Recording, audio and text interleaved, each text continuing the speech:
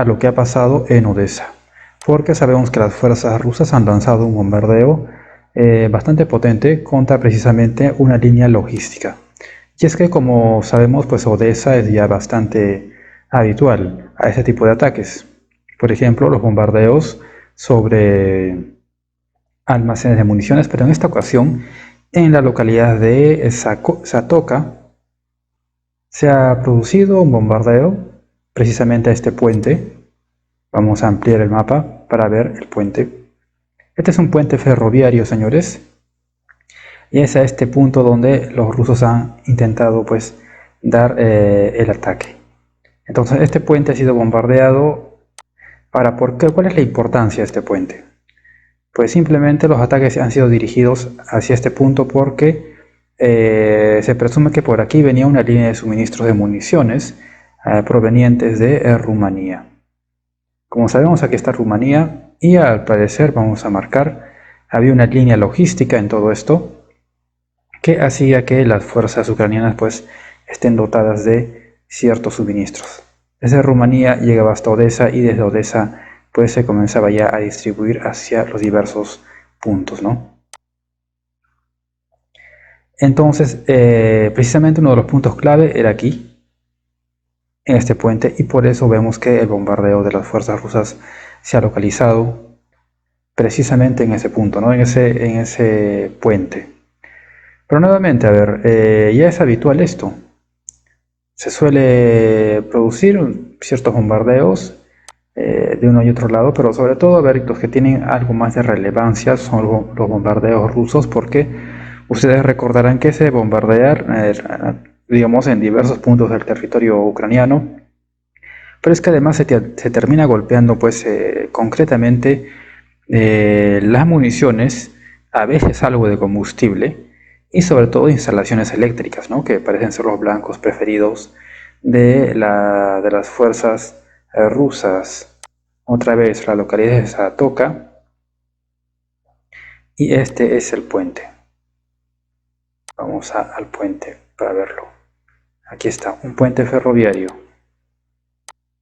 Entonces, señores, a ver, estos son los intentos, o vamos, lo que podríamos presumir que las fuerzas rusas van a ir, digamos, acometiendo de manera continua en todo el frente, porque, digamos, parte de la estrategia de ir degradando a las fuerzas ucranianas en la línea de frente, pues es también dejarlos sin suministros, ¿no? Entonces, esta línea de suministros que venía de Rumania a Odessa, pues hay que bombardearlo de igual manera que se bombardean los suministros de la OTAN que van de Polonia a Leópolis, por ejemplo, de Leópolis, Lutsk y de ahí a Kiev. Ya saben, en anteriores ocasiones pues ha visto bombardeos, sobre todo Leópolis, que está al costado de Polonia. Ha sido intensamente bombardeado. Es como, nuevamente digo, eso no es que con eso vaya a ganar Rusia ya la guerra, sino que contribuye a ir cortándoles pues algo de suministros a las tropas en la línea de frente. Ahora, más relevante incluso que eso, es que al menos el 50% de la capacidad de generación eléctrica ya habría sido destruida por las fuerzas rusas. Como ven, Rusia se está empeñando en destruir la capacidad eléctrica de Ucrania, pero ¿por qué? Número uno, porque eso afecta a la poca industria que pueda tener Ucrania, afectándolos económicamente también, pero además eso merma bastante la moral de la población y pretenden con ello afectar pues la confianza en el gobierno. Y como digo, mermar un poco la moral de la población para que eso termine repercutiendo pues en lo que es el reclutamiento y de esas cosas. Entonces, parte de la guerra, hay varias herramientas que se puede usar para, digamos, alcanzar el fin de la degradación de las fuerzas del ejército ucraniano, ¿no? Que generalmente, a ver, el grueso, el 90-80%, se ve básicamente acá en la línea de contacto. Pero mejor ahora vámonos de frente a la línea de contacto de una vez. Vamos al sector de Robotine, donde, señores, no hay mayores avances. Se está produciendo nuevamente ablandamientos acá en Novoandrivka, Maratokmakcha, Novoandrivka, pero no hay avances más relevantes que ello. Entonces, simplemente por el día de hoy están los acostumbrados avances, o no, digamos, los acostumbrados ataques que se vienen realizando a estos sectores.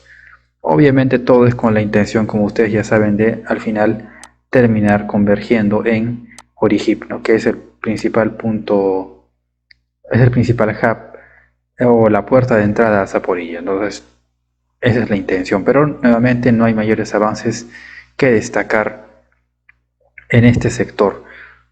Vámonos un poco más hacia la zona de Staromayorsk y Uroshaine.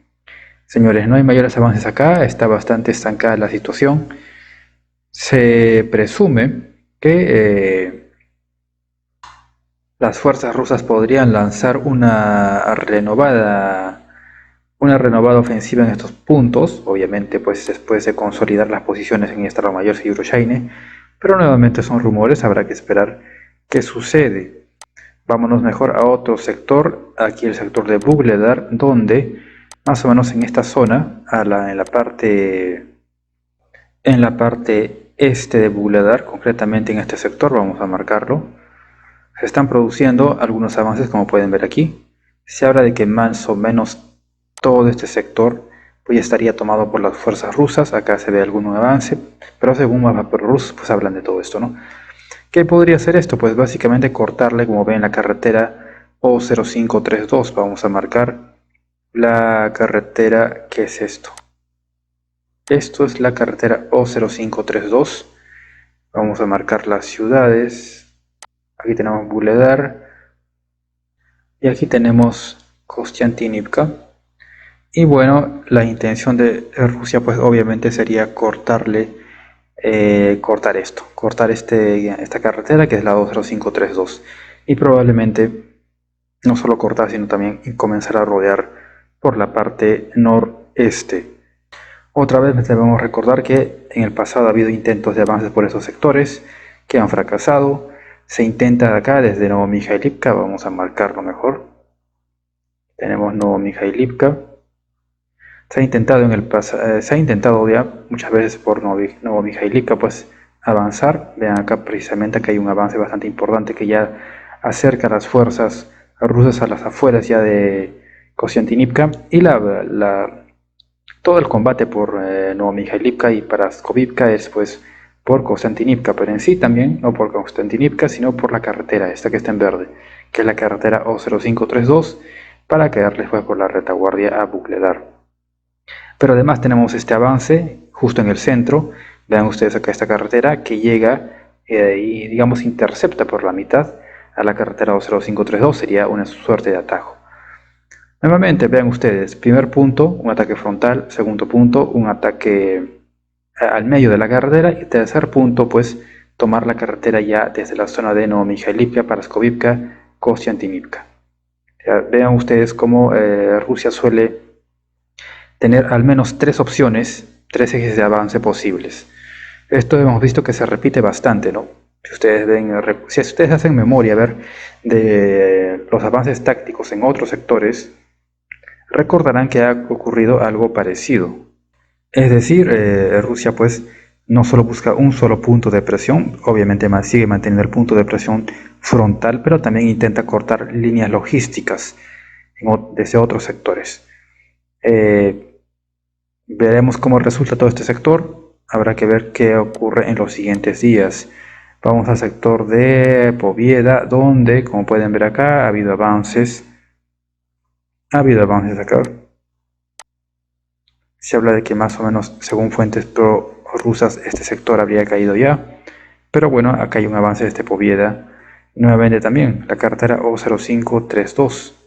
Importante carretera, ya saben, por donde se puede desplazar la logística, es por donde las fuerzas rusas pueden avanzar con mayor facilidad.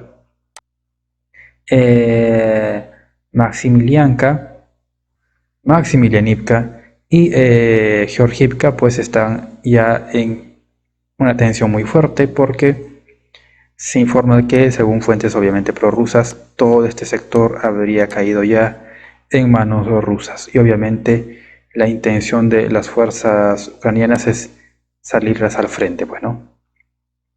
Pero en fin, así estamos. A ver, vamos a marcar mejor. Aquí tenemos Maximilianivka y aquí tenemos Georgivka. Listo. Ya, entonces así está la situación. Según nuevamente fuentes prorrusas, habrían avanzado a este sector. Nuevamente los combates son muy lentos aquí, no esperemos grandes avances, ¿no? Así 30 kilómetros al día, nada de eso. Esto avanza poco a poco, el desgaste es así, o sea, es continuo, no hay realmente muchas prisas. Incluso ustedes pueden recordar las palabras del presidente Putin que decía que esta guerra tiene para años, ¿no? Incluso el nuevo presidente, el nuevo ministro de Defensa, Belousov, pues es un economista, lo que marca que se está pasando ya a una etapa de preparación industrial para una guerra aún más larga. Entonces no hay signos desde el lado ruso o desde las decisiones que ha tomado el gobierno que quieran buscar una victoria rápida, ¿no? Como es el pensamiento OTAN, o sea, esto del pensamiento y la filosofía el pensamiento o filosofía de guerra marca la doctrina. La doctrina marca los sistemas de armas. Y los sistemas de armas, pues, marca también las maniobras tácticas.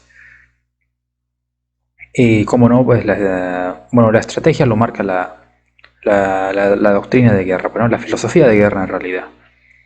Ya, pero bueno, la cosa es que la filosofía de guerra influye en la doctrina, influye luego en los sistemas de armas y después eso se termina reflejando en el campo de batalla. Entonces, a diferencia de la guerra OTAN, que es guerra de movimientos, ganar lo más rápido posible, y eso de la guerra de movimientos tiene dos requisitos fundamentales: sorpresa y velocidad, en ese orden. Si no hay uno de esos dos, todo se acabó. Y obviamente ya Ucrania en el 2023 intentó aplicar esta doctrina OTAN en la contraofensiva en Zaporilla y todos ya sabemos cómo resultó eso. ¿Cuál es la contraparte soviética? Pues guerra de desgaste, ¿no? Guerra de desgaste donde lo que es mantener las posiciones buscando el colapso estratégico de las fuerzas enemigas por el desgaste y donde lo que marca, lo que manda es la masa. La masa y con un énfasis sobre todo en la artillería. Y eso es lo que estamos viendo.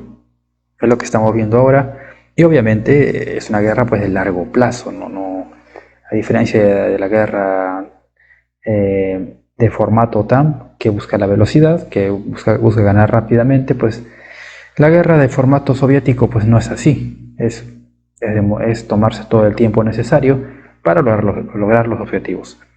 Por eso no esperemos que esto vaya a caer rápidamente, ¿no? Pero bueno, acá ya se ve una intención desde Georgiev, que el comando ruso pretende llegar a Maximilianivka se llama. Y ahí los primeros enfrentamientos ya al medio de estas dos localidades. Veremos cómo se resuelve esto. Vamos a Krasnogorivka. No hay mayores avances, señores, en Krasnogorivka. Está todo bastante estancado, pero como ustedes ya saben, en cualquier día pues podemos tener noticias importantes acerca de esta posición, aunque seamos realistas, Krasnogorivka está perdida, seamos realistas con eso. Solo hay que ver las tendencias que han venido sucediendo a lo largo de todos estos meses. Aquí tenemos más o menos la carretera O0532, la carretera E50, la carretera E50 que nos lleva a Pokrovsk. El enfrentamiento entre las fuerzas rusas y ucranianas en estos dos sectores principales. Vamos a marcarlos. Netailove y por el otro lado Karlivka. Tenemos que las fuerzas rusas están acá. Vean ustedes, ya muy avanzados en este sector. Las fuerzas ucranianas les salen al frente. Ahora, desde el día de ayer esto no se ha movido, pero nuevamente, no esperemos que se mueva rápidamente porque esto demora bastante. Recuerden ustedes, si hacen un poco de memoria, cuánto le tomó a Rusia consolidar este sector al sur de Netailove, la carretera. Pero una vez que se pudo, pues también tomó unas semanas tomar todo este sector. Entonces no es rápido estos movimientos, demoran. Pero bueno, vean cómo poco a poco van a consolidar ciertos avances.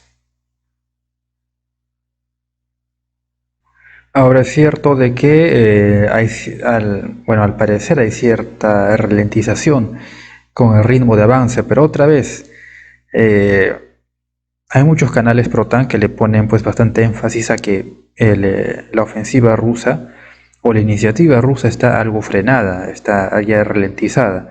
Pero nuevamente eso parte desde la perspectiva de sorpresa y velocidad, que son los dos requisitos de la guerra de movimientos, guerra de tercera generación, que a su vez forma parte del pensamiento de guerra OTAN. Todo lo opuesto es Rusia, que tiene una doctrina soviética, donde no se hace énfasis en la velocidad del avance, se hace énfasis en la destrucción de las capacidades de guerra del enemigo, o sea, se busca la degradación del enemigo. No se busca, por ejemplo, en la, en la doctrina de la batalla profunda de los soviéticos, a diferencia de la guerra de la Blitzkrieg alemana, que era rodear a las tropas y destruirlas, la batalla profunda era, es cierto, romper línea, pero dirigirse no para embolsar a las tropas, no se buscaba destruir a las tropas, se buscaba primero entrar en profundidad a las líneas de logísticas, comando y control. Y ahí eso es lo que se buscaba, una batalla profunda para destruir las líneas de comando y control. No se buscaba embolsar tropas.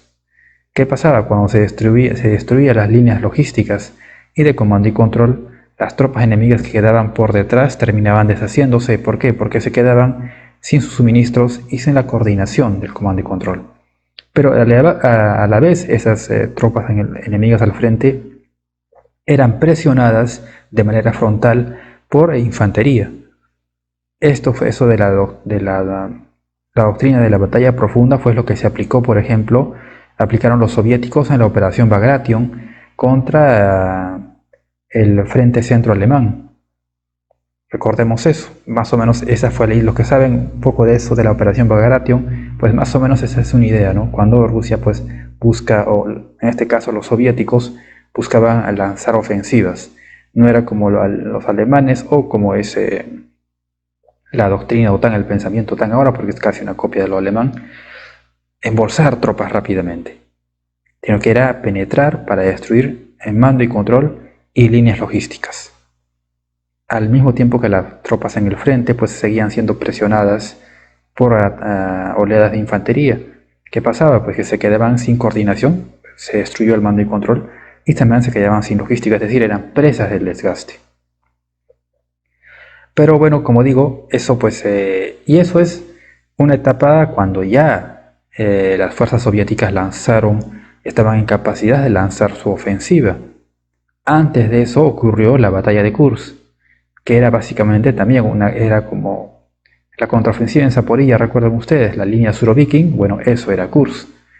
Una batalla donde el ejército alemán lanzaba toda su capacidad ofensiva y los rusos buscaron desgastar y destruir esa capacidad ofensiva.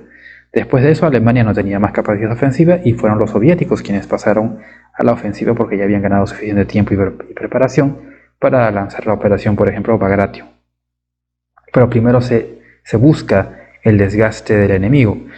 Un ejemplo bastante simbólico nuevamente, Kursk, ¿no? La batalla de Kursk y esas líneas defensivas.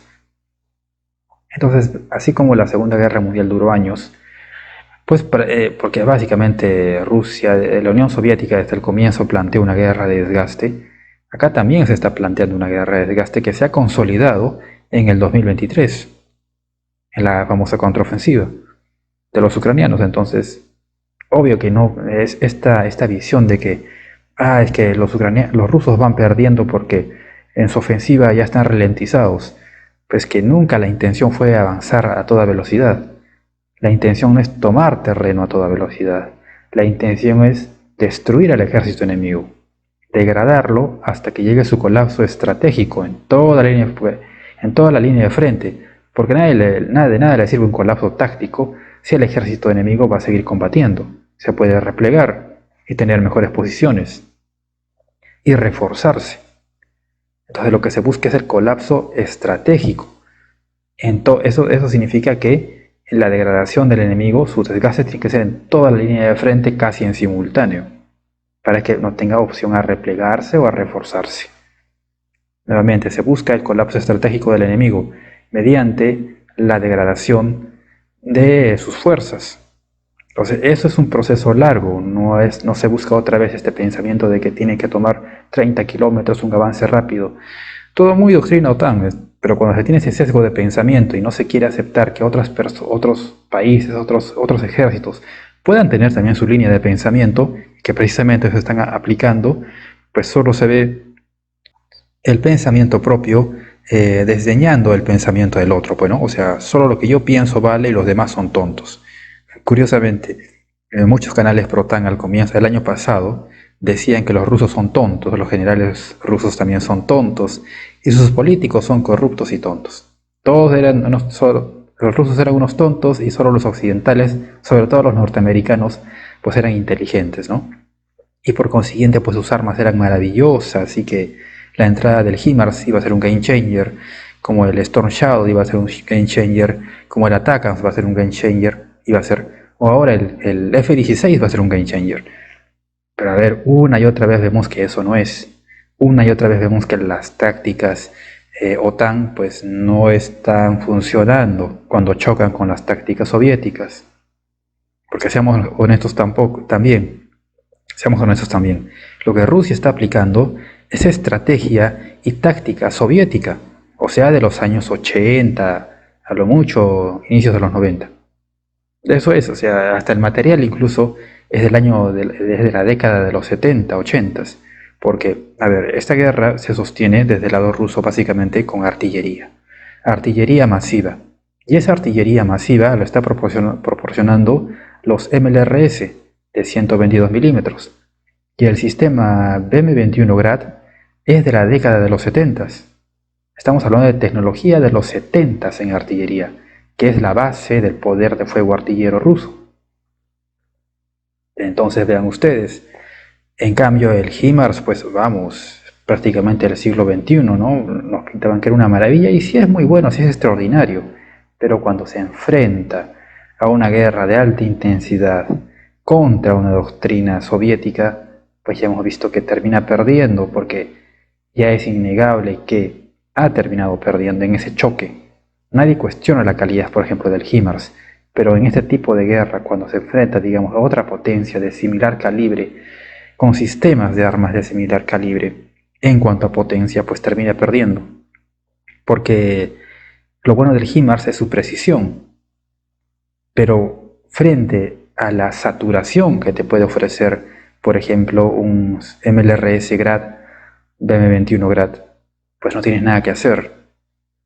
Porque nuevamente los MLRS de origen soviético son para saturar, o sea, para barrer campos enteros. En cambio el HIMARS es de supresión, golpea en un solo punto. Y si contramedidas de guerra electrónica anulan esa precisión, pues ese cohete, este misil carísimo, pero muy bueno, termina perdiendo relevancia porque le quitas la precisión y ya fue. Ahora también con respecto a la precisión, hay una defensa muy usada contra la precisión, que es la dispersión. Dispersas objetivos y multiplicas el esfuerzo que tienen que hacer esas armas de precisión, incrementando así el costo para tener eficiencia y lograr resultados. En cambio, los MLRS son mucho más económicos y están enfocados a la saturación. Entonces vemos como un sistema HIMARS del siglo XXI, nadie niega que sea muy tecnológico y muy bueno en ese aspecto, pero cuando se tiene que enfrentar en resultados a un sistema soviético de los años 70, de la década de los 70, que es un sistema de saturación, como el MLRS BB21 Grad, pues al final quien te termina dando mejores resultados, te termina acercándote más a obtener tus objetivos, pues es el sistema de saturación, el MLRS. Y otra vez, tecnología de los años 70. Vean ustedes, entonces, y eso pasa porque desde el lado OTAN pues tienen un pensamiento, una línea de pensamiento, una forma de ver las cosas. Y esa forma de ver las cosas los lleva a tener un tipo de sistemas de armas. Desde el lado soviético, ruso-soviético, porque los rusos actualmente están usando la doctrina soviética, pues los lleva también a tener un determinado sistema de armas. Y en ese choque, en ese enfrentamiento que estamos viendo en el teatro ucraniano, pues está saliendo vencedor el pensamiento soviético. O sea, y es inevitable aceptar ese asunto. El pensamiento soviético le está ganando al pensamiento OTAN. Pero digamos, en ese enfrentamiento, pues obviamente el pensamiento soviético que va por la guerra de desgaste no va por una guerra rápida, o sea que no va a avanzar rápidamente, porque lo que quiere es destruir al ejército enemigo, colapsarlo de manera estratégica, no capturar grandes extensiones de terreno en maniobras que embolsen a los ejércitos, como busca pues la OTAN, el pensamiento OTAN. Pero otra vez, se dice desde canales otanistas que Rusia está ralentizado y por eso está acabado y que ya no puede más. Su objetivo nunca ha sido hacer una bolsa digamos, sobre Pokrovsk en una semana, ¿no? Bueno, ¿qué sería, digamos, el pensamiento OTAN? Hacer esto, embolsar Pokrovsk en una semana. Pero no, porque esto le quedaría espacio a los ucranianos a que terminan replegándose de manera masiva. Podrían hacer eso. En cambio, ¿qué busca pues Rusia? Mantener un enfrentamiento continuo, directo en el frente, para que desde Pokrovsk precisamente las fuerzas ucranianas tengan que presentar batalla. Tengan que presentar batalla. Y así se produce la degradación del enemigo. Obviamente también Rusia va a perder similar proporción material y tropa. Pero es que nuevamente en Rusia la generación de fuerzas va más. En el lado ucraniano la generación de fuerzas va menos. Ya saben los problemas de reclutamiento de mano de obra que tiene Ucrania y ya saben las dificultades de la OTAN en proporcionarle material a Ucrania. Hay que ver esos factores de tipo logístico e industrial. Entonces es una forma de pensar distinta desde el lado ruso y otra forma de pensar distinta desde el lado OTAN. El asunto con el lado OTAN es que pareciera que no quieren ver que existe otra forma de pensar y solo la que ellos tienen pues vale, ¿no? Y solo la óptica es de ese lado. Y es por eso que están incurriendo en bastantes errores estratégicos en cuanto a geopolítica. El tema de China, el tema de Irán, este conflicto, este choque OTAN-Rusia en el teatro ucraniano le viene fatal, por ejemplo, a Estados Unidos. Pero es como que no lo quisieran ver, es un error tremendo. Pero en fin, sigamos con lo que pasa en la línea de frente. Aquí no hay mayores avances. Yasnorodivka sigue, como ven ustedes, ya acosada por acá, por el norte, por el sur, pero no es que haya recibido algún asalto tampoco. Umanskev sigue igual.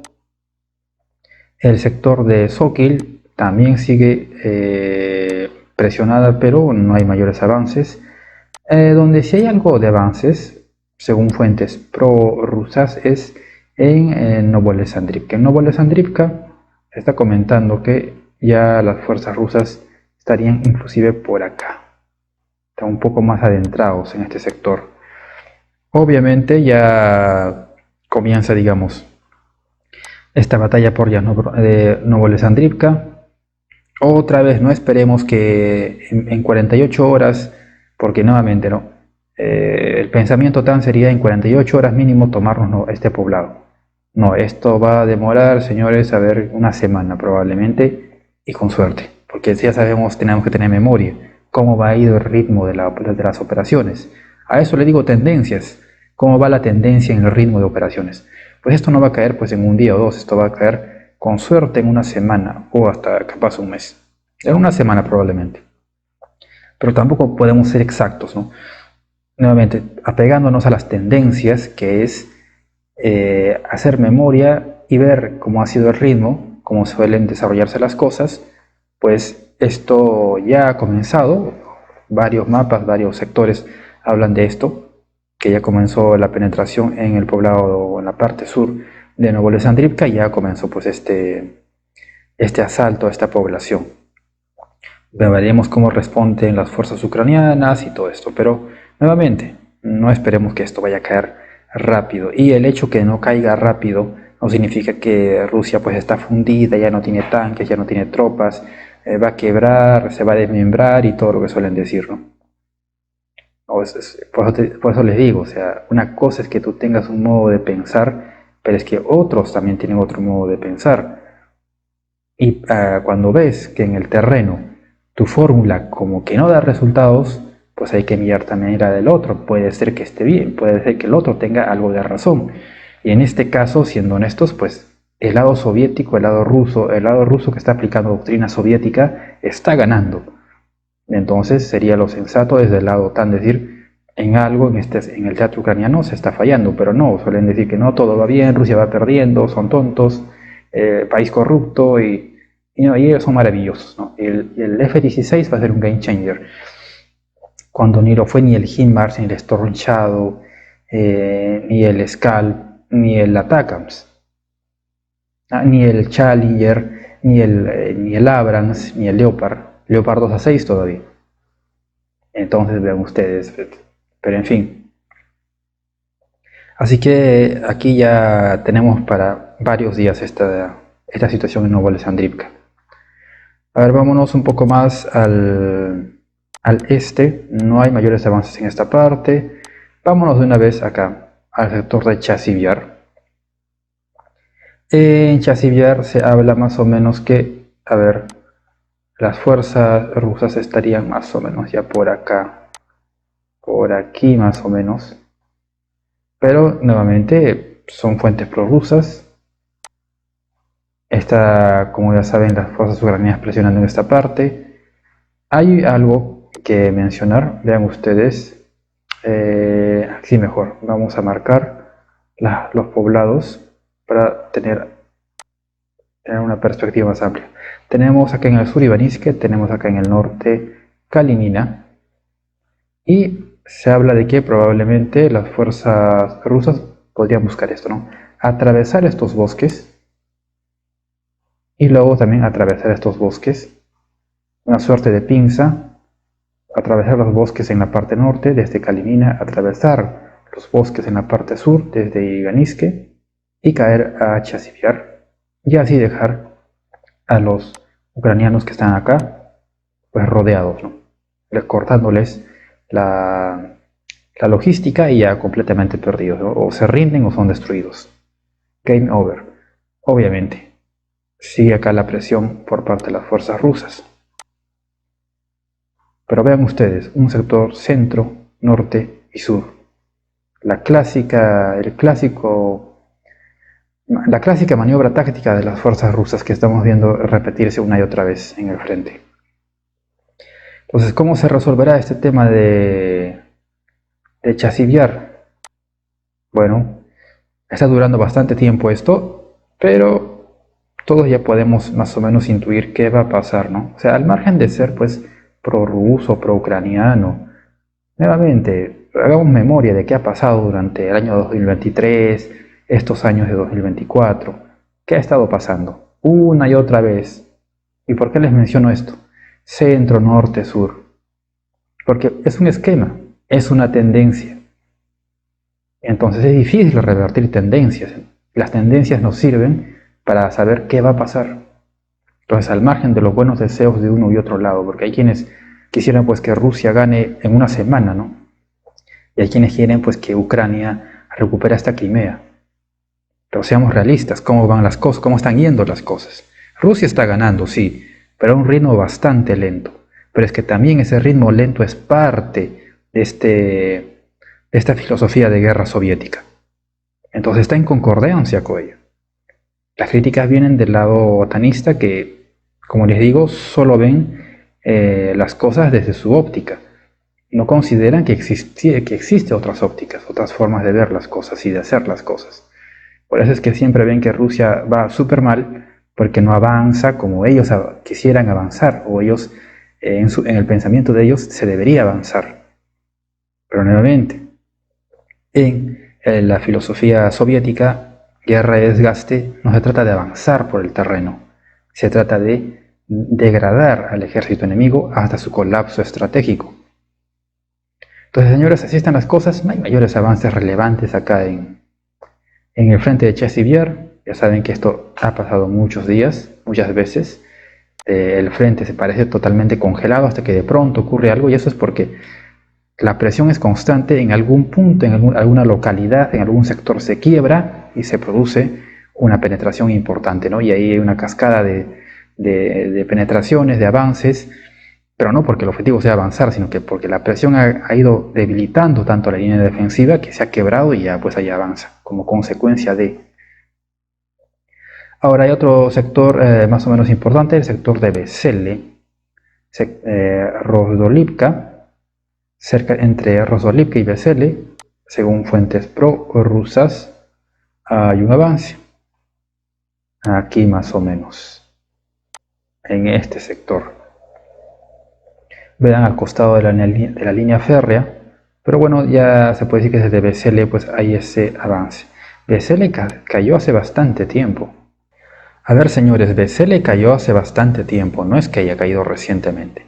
Pero ven lo lento que va esto.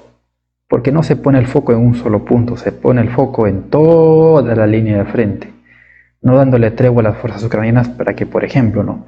desde Gerson, pues traigan refuerzos para Chasiv-Yar. O desde, por ejemplo, cuando se abrió este segundo frente, en Kharkov, todos los refuerzos que debían estar en Ocheretine, en Robotine, en Chasiv-Yar, ya no pudieron ser llevados a esos lugares, se tuvieron que ir todos a Kharkov.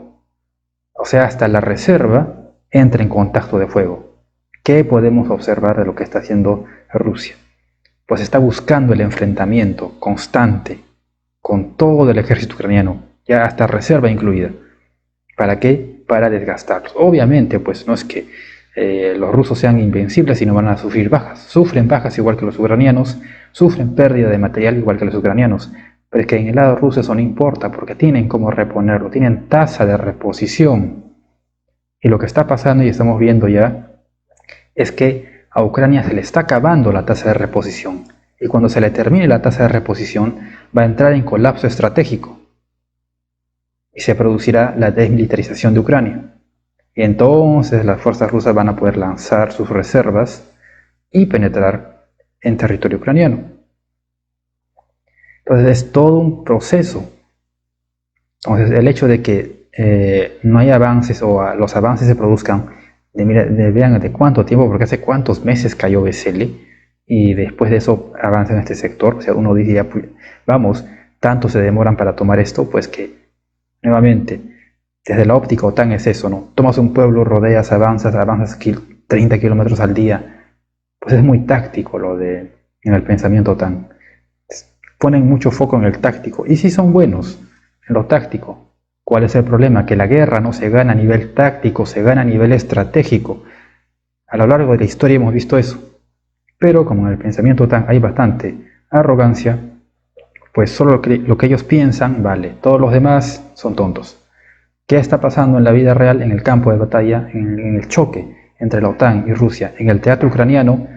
Que Rusia va ganando y la OTAN va perdiendo. Y ese es el problema cuando alguien solo, digamos, no toma en cuenta al otro, ¿no? Subestima al otro. No hay que ni subestimarlo, ni sobreestimarlo. Hay que intentar tomarlo en su justa medida.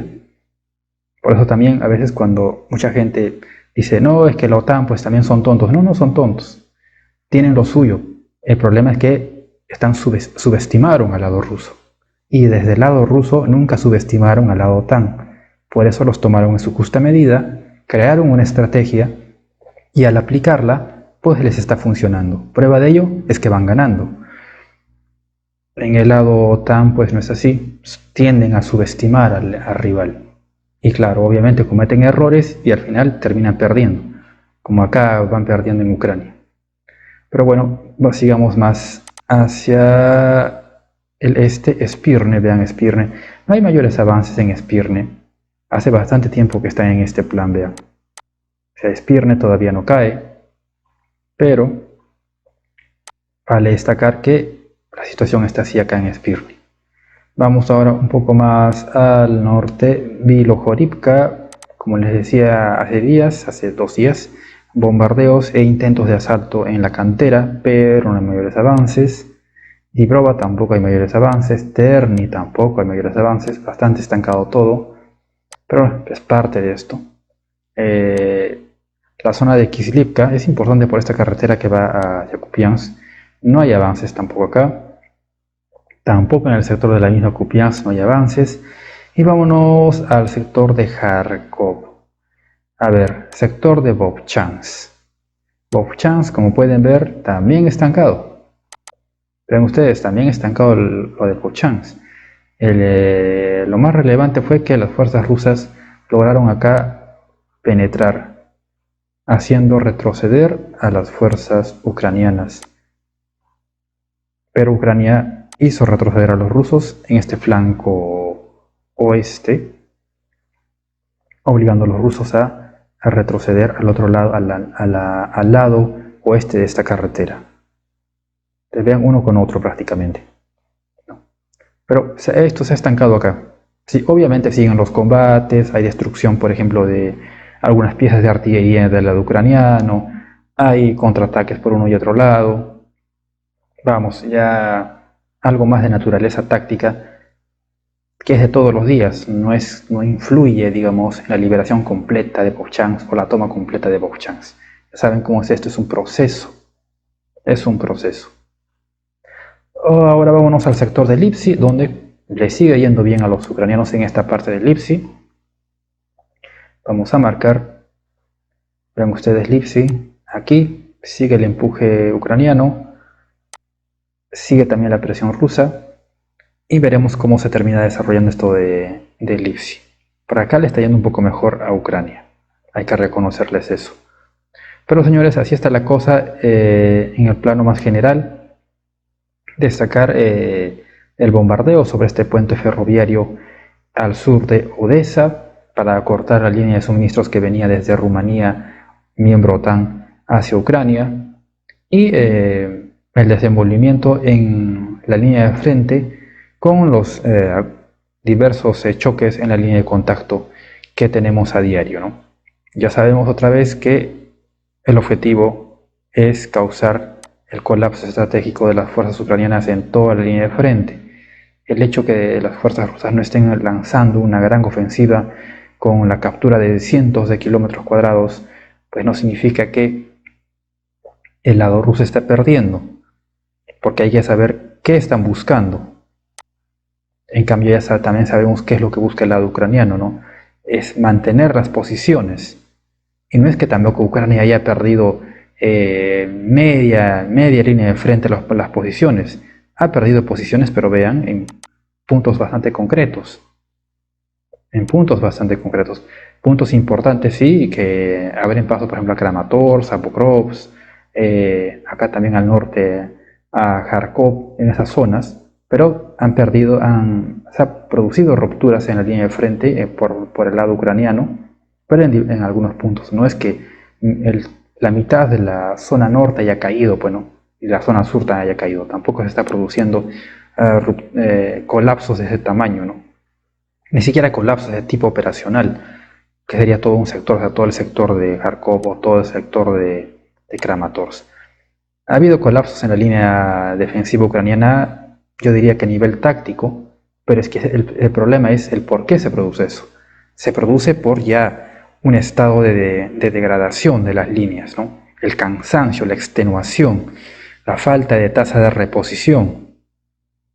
Eso es lo que está haciendo, eso es lo que está causando que se produzca rupturas en la línea de frente, en toda la línea de frente, y es lo que está produciendo también que Rusia pueda, digamos, tomar Avdiivka, a hacer este asalto ya sobre Chasiv Yar o Robotyne, todo eso.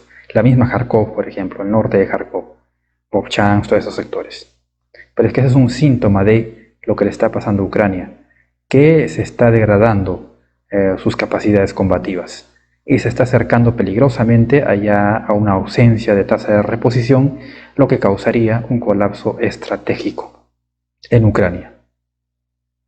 Y ahí sí, Rusia prácticamente sin oposición, casi sin resistencia, pues ya penetraría hasta el Dnieper, ¿no? Ahí veríamos un avance ya grande, pero ya como fase final, como resultado de conseguir ya el objetivo. Así que señores, así están las cosas. Apoyen al canal dando un like, denle like, suscríbanse al canal y nos encontramos dentro de unas horas con una nueva transmisión.